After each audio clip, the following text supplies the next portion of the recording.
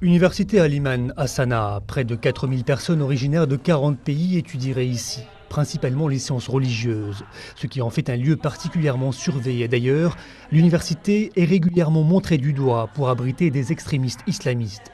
Pour les étudiants, des accusations infondées. Je pense qu'ils devraient venir ici nous voir et regarder ce qui se passe, ce que nous faisons. Sommes-nous des extrémistes? Ça n'a pas de sens. C'est lui qui a créé l'université Al-Iman en 1993, le cher Zendani. L'homme est accusé par les États-Unis d'être lié à des groupes terroristes. Il aurait aussi employé dans l'une de ses associations caritatives l'imam radical Anwar al-Awlaki.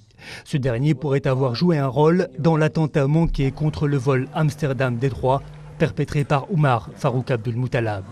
Les responsables de l'université nient tout lien avec l'un ou l'autre. Anwar al-Awlaki n'a jamais étudié à l'université Al-Iman.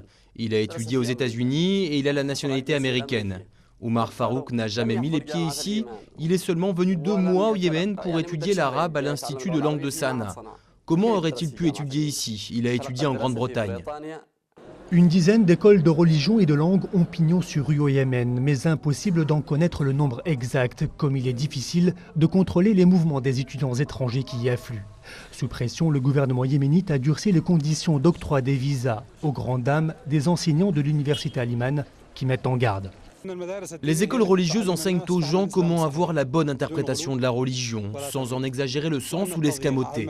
Sévir contre les écoles religieuses ou contre ces approches scientifiques renforcera les extrémistes dans ce pays.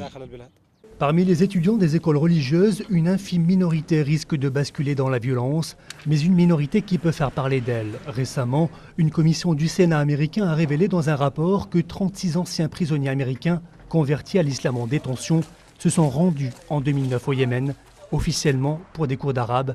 Certains y auraient rejoint des camps d'entraînement d'Al-Qaïda.